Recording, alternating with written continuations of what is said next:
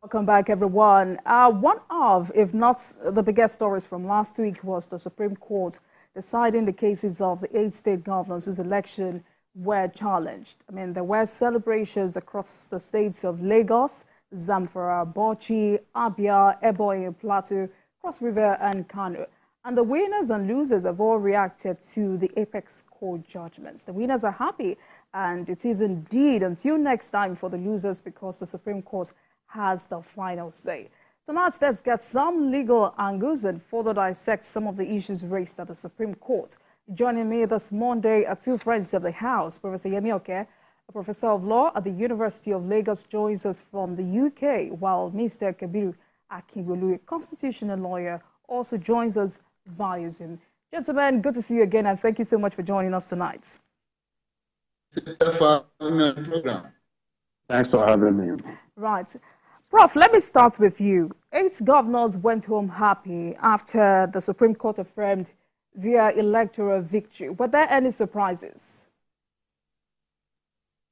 Okay, surprises, yes and no. For the winners, no. Of course, for the losers, yes. But for those of us who have been in the business of advocating of electoral cases of law of recession, what is surprise? I wasn't, because of course counsel on the other side, counsel for the losing side would tell you that they were quite kind of surprised. But I wasn't surprised because the law has been clear.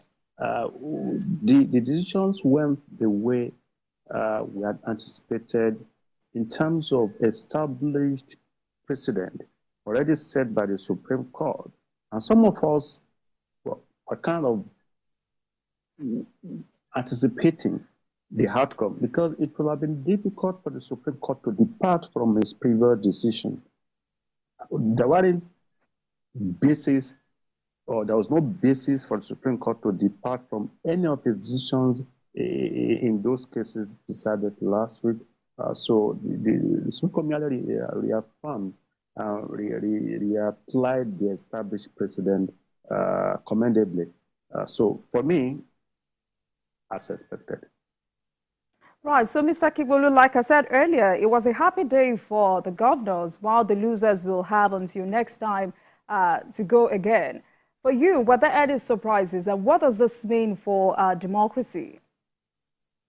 It means a lot for our democracy, and I can tell you for the first time, the Supreme Court is spared the venom of the people. You know, it is common in our polity that when judgments are given and a particular governor or a particular politician who has been allegedly declared by INEC, is removed from office, courtesy of the judgment, you see the opposition party talking that the ruling party has influenced it one way or the other.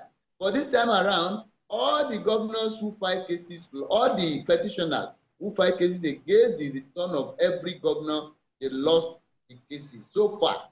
Now, like people were expecting something in Kano, people were expecting something in Zamfara State, people were expecting something in Plateau State. At least those, those petitioners who are appellants. But the Supreme Court, they clean the house, the audience table, and say, no, this is the law, the way the law is. Like Kano, there was no reason whatsoever for what the tribunal and the Court of Appeal did, and the Supreme Court, did very well to have, analyze it and, give the law the proper interpretation. The same thing in Plateau State. However, I have some reservations about the way the Supreme Court went about that of Plateau State, because they lambasted and lampooned the justices of the Court of Appeal. And under our law, appellate courts are there so that when errors are committed by the lower court, the appellate court, the senior appellate court will correct it. And the Supreme Court had done that. I would have expected them to stop at that. But they went, almost personal.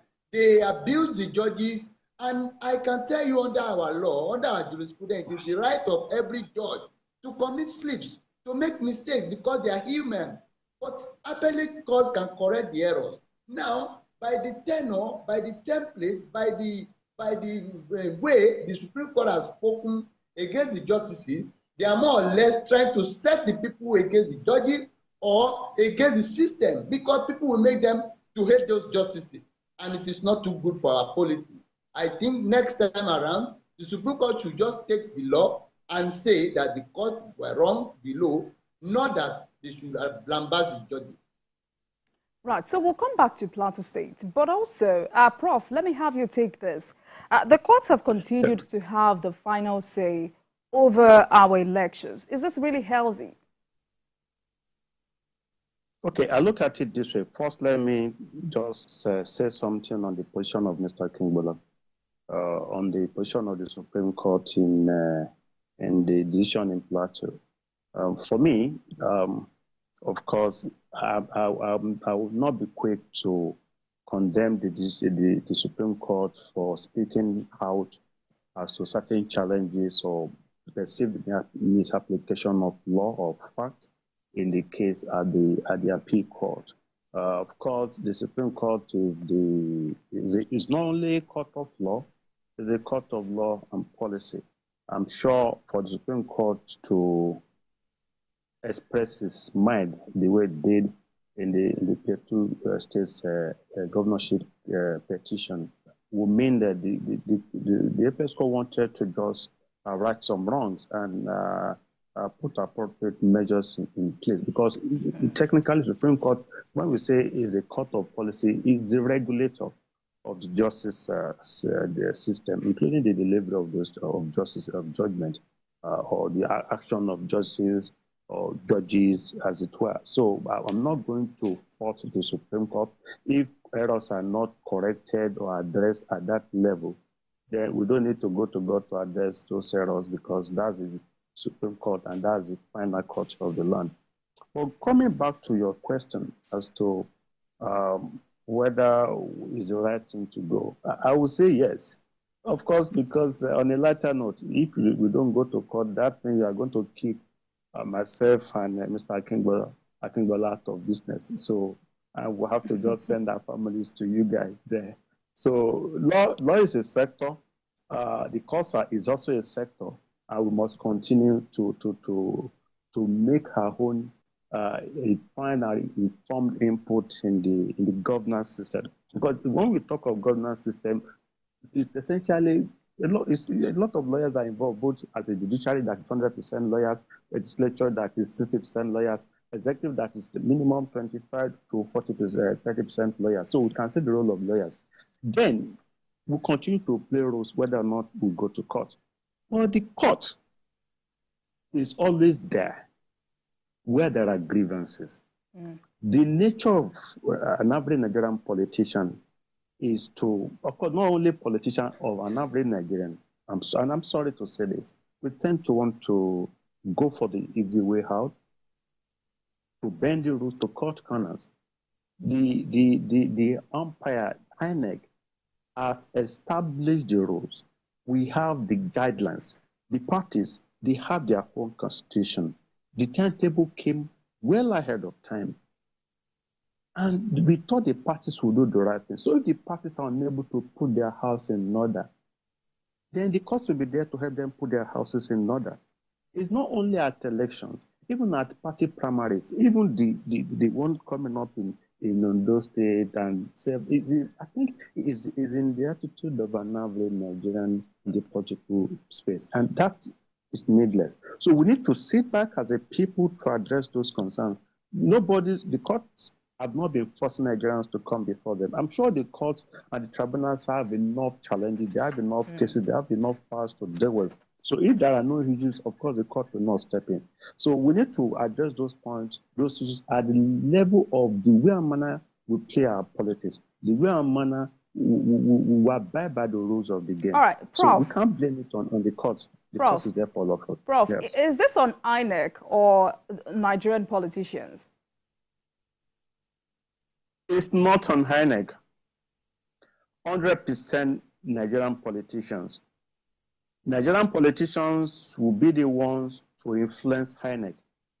Nigerian politicians will be the ones to try to undermine INEC. by trying to induce INEC officials to substitute names of candidates, to publish names of candidates.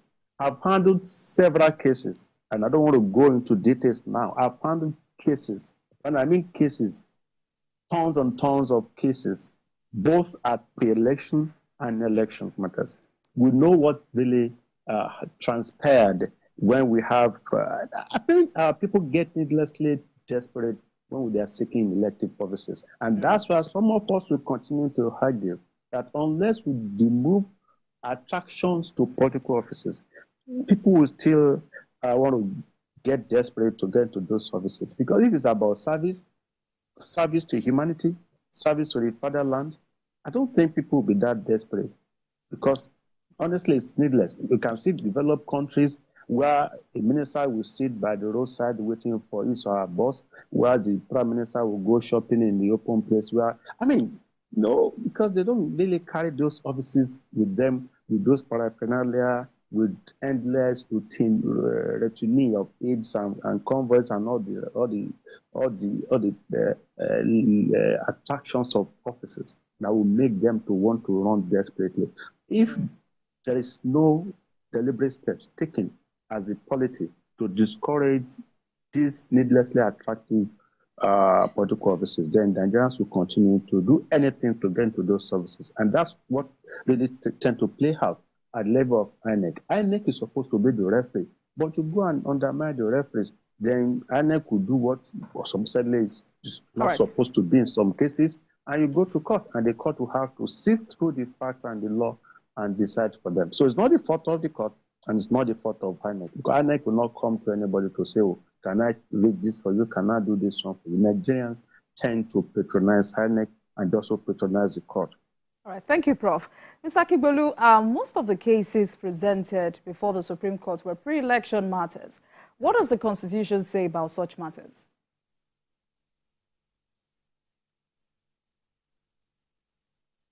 Mr. Akigbolu, did you get my question?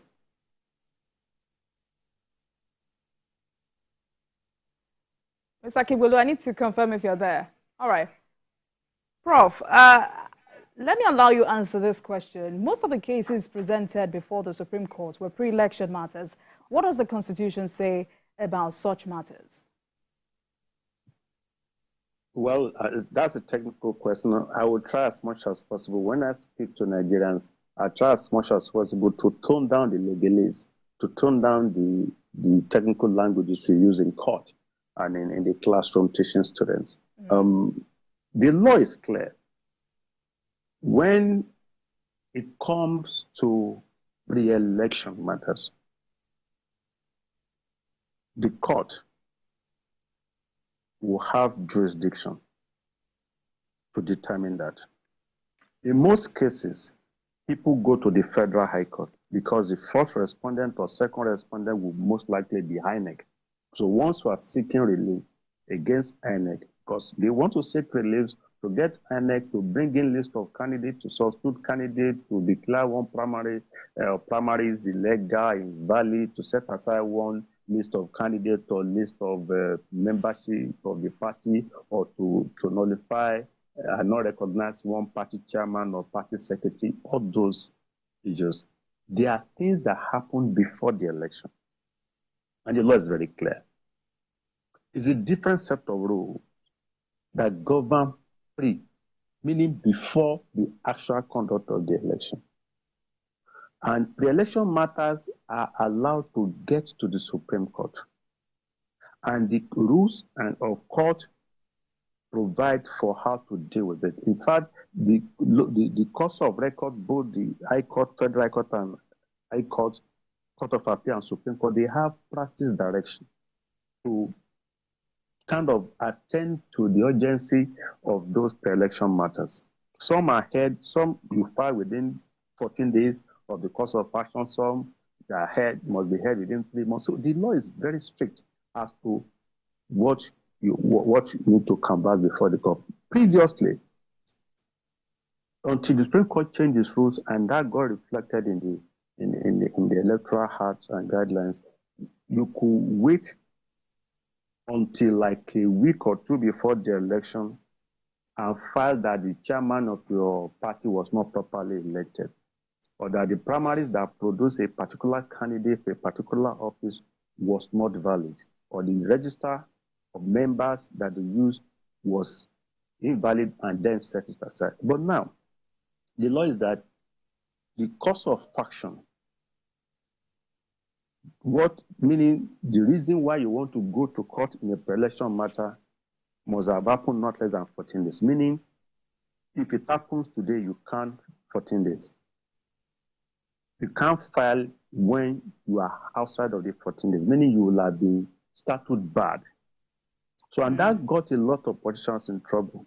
Meaning, if you are going to complain about a particular primary in your constituency, in your zone, in your unit, you have to show that you are really aggrieved within 14 days. 14 days is enough. If somebody slaps you today, you don't want to wait until 3 months later to determine whether the point of the slap is paining you or not. You will know immediately whether it's paining you or not. That's what the law says. So you go to court within 14 days, and the court has a calendar of when to deal with it. So, but now, before, people would tend to delay and seek injunctive release when a candidate is about to emerge, or when a candidate has emerged, when election is few weeks. That is out of it now. So the law has changed, really, but Nigerian politicians still wouldn't want to play by the rules.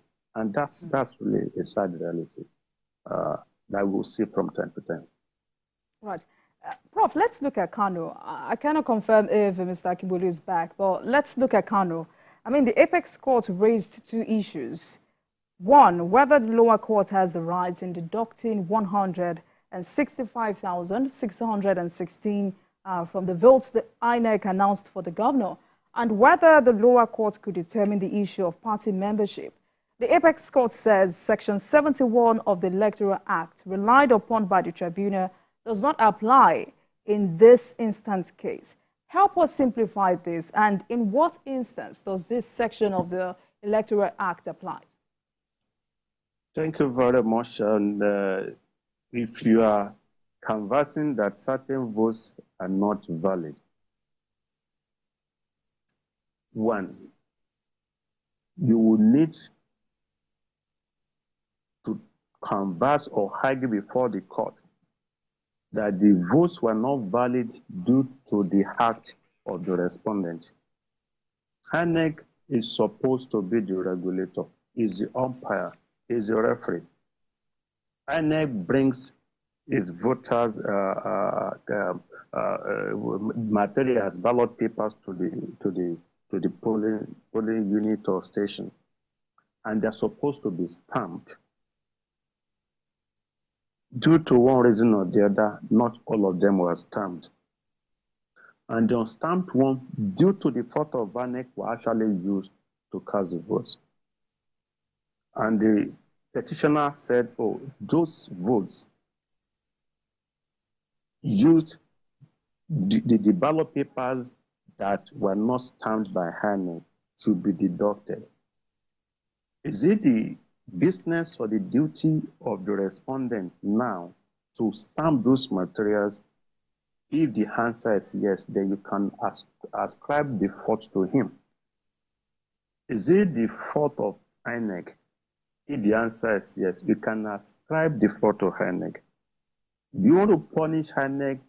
You want to punish an innocent person for the error of INEC? Would that be just? In good conscience, would that be just and fair? The answer is no.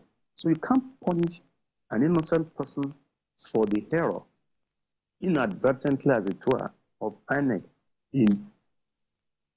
by omitting to stamp those ballot papers. Some were stamped, not all were stamped. Two, you had agents in the polling units that were there. Of course, they signed the result. Then you are now contesting. Two, the votes that were the ballot papers that were supposedly not stamped, they were votes for a particular candidate. When they use it on the day of election, failure to stamp those materials in those instances, what peculiar injury, what peculiar injustice has that done to the petitioner? If you don't want to pick and choose, I'm trying to talk like a layman here, meaning, oh, okay, this plate that they used to serve us food was not properly washed. But it wasn't you alone that they used to serve food. They used it to serve food on all of us. So I hate my own, you hate your own. And you are not complaining that I ought not to have eaten the food because the plate was not clean. So what's the problem with your own? So if they use the same ballot papers to conduct an election, you didn't complain at that level. It was you had some of the votes. And you're not saying they should cherry pick, take the ones that were for the votes of the respondent and nullify those ones because they were not stamped. And Supreme Court said, give me a break. Whose duty is it to stamp INEC? Failure to stamp those ones, would they invalidate the outcome? Because you can nullify an election if it's marked by violence or irregularities. What irregularity or irregularities happened on the day of the election at the polling unit? None. Were just procedural lapses on the part of INEC that would not invalidate the outcome of a fair contest. That was the decision of the Supreme Court. On the second point, I think the law is now settled beyond contention that anytime you are talking of candidate of a political party, those are issues that must have happened before the actual election. One, so you must have raised the issue before the election. The law, electoral law, says for you to challenge the outcome of a party's primary election, you must have participated in the contest. So you, the petitioner, will you have participated in the primary election of your opponent? The answer is no. So if you have not participated in a contest, how can you challenge the outcome on the fact that it wasn't fair? At any rate, you should have done that even before the election. So whichever way, judgment in Kano was sound, perfect, expected. Of course, because we fought, even irrespective of what happened at the Court of Appeal, some of us had expected that the right thing would be done at the Supreme Court, and gladly, the right thing was done. Beyond the nuances of some side commentators saying Supreme Court things happen, but then it's only when it's against your interest that you tend to argue some things. I'm not saying there are no challenges here and there, but Supreme Court in most cases we expect it to do the right thing, and they did in this instance. Right. Thank you, Prof. Now, Mr. Akigboolu, like I said earlier, most of the cases presented before the Supreme Court were pre-election matters. And still using Kano as an example, the Supreme Court faulted the Court of Appeal for holding that Yusuf was not a member of NNPP at the time he contested, adding that the issue of nomination and sponsorship as a pre-election matter and out of the jurisdiction of the court. I mean, this case has been determined over time. Do you see this as politicians wasting the time of the court?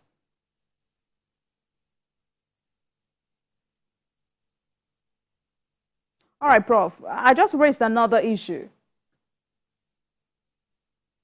Yes, I listen to you. You're asking whether politicians are wasting the time of the court. In this regard, yes, kindly react to that before we move on. Yes.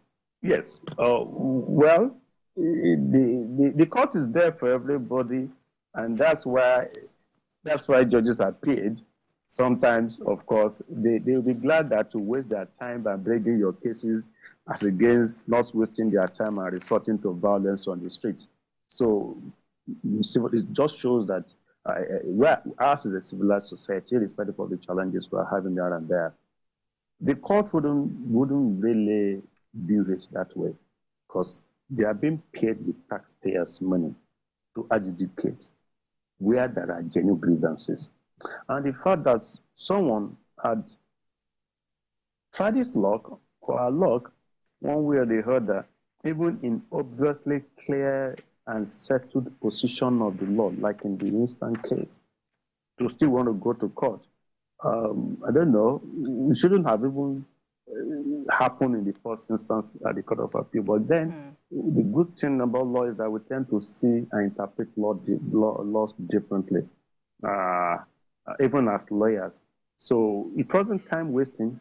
It was an attempt at testing the law and reaffirming the constitutionality of the process, which is, the law is there, that if you have grievances, you go to court, and they were just exercising their lawful right, which is even acknowledged by the Constitution. So it's not time wasting, and the courts are there to take and deal with those kind of cases. I would never see it as time wasting, even on the part of judges and justices, because they're paid from taxpayers' money. Prof, let's take a break. Tonight, we'll focus on the Supreme Court's ruling in 8th governorship election petition. And I've been speaking with Professor Emioke, is a professor of law at the Faculty of Law, University of Lagos, and a constitutional lawyer, Kabir Akingulu, are our guests for tonight. We'll take a break and we'll be right back. Please stay with Politics Tonight.